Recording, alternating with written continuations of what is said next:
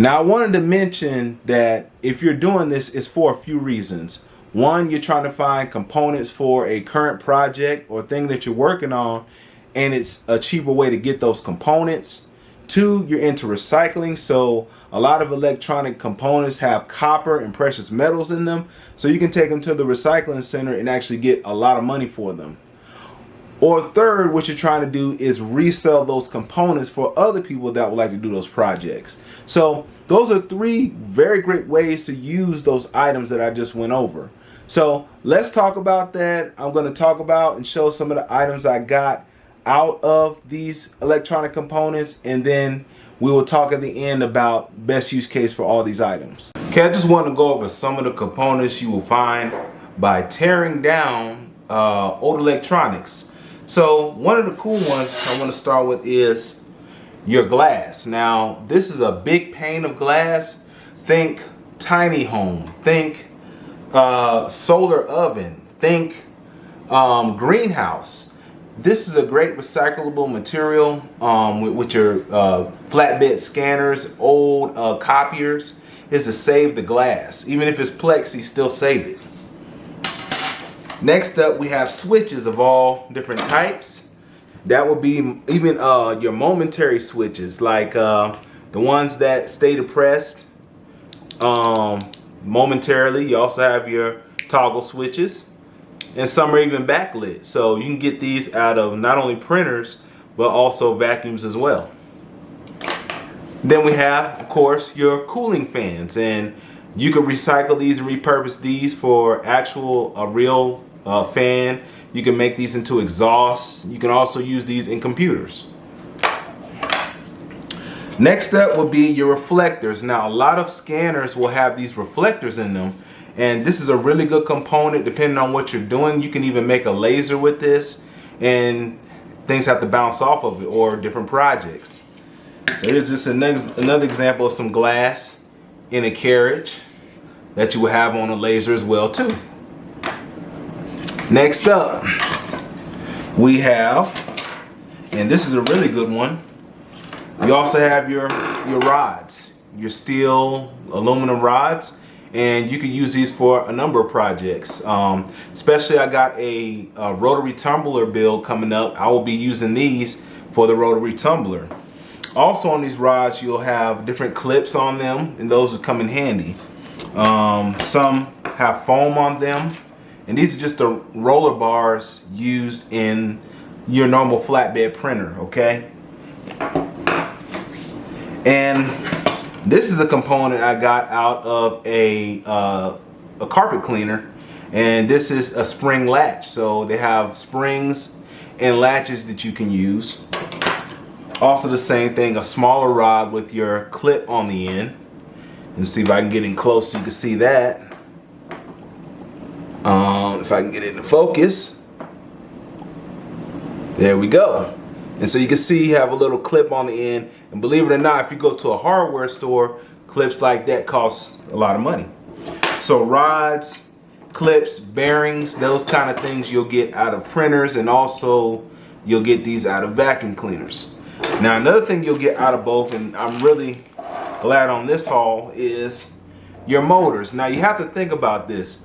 Are you repurposing and recycling for project use, for actual products you're trying to build, tools you're trying to make, or are you selling parts online? All these parts that you see here can be sold online.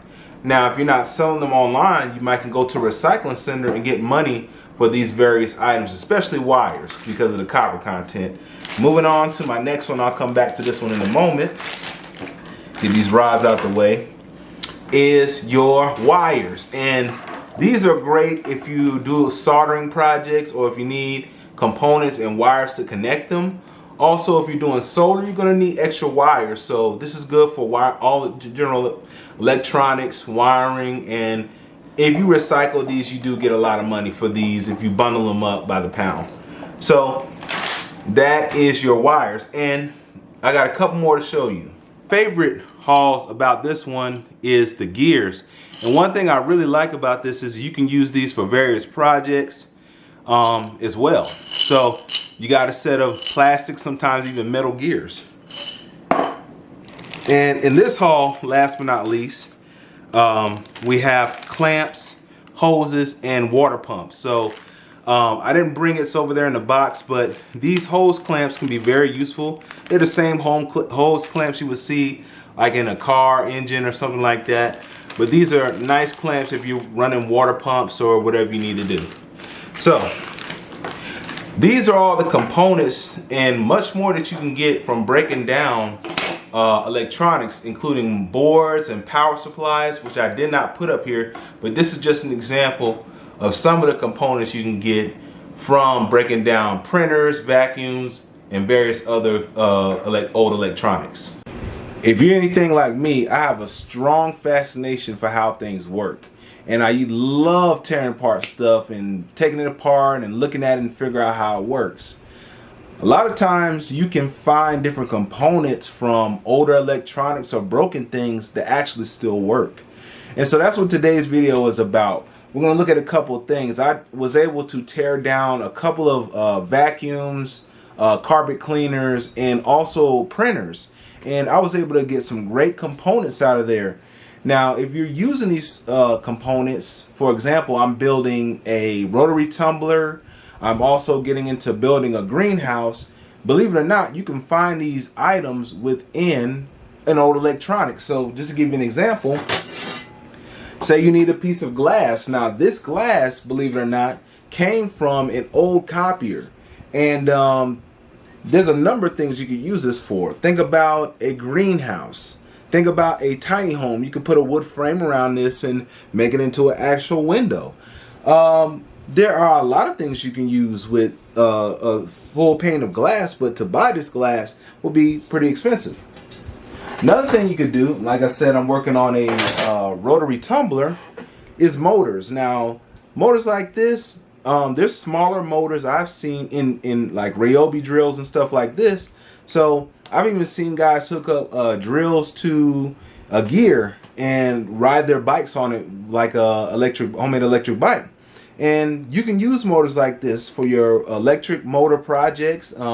Me in particular, I'm going to use a smaller motor that I got out of there for a rock tumbler. And I'll show you probably a picture somewhere up here of what I'm talking about. But motors, gears, all that kind of good stuff.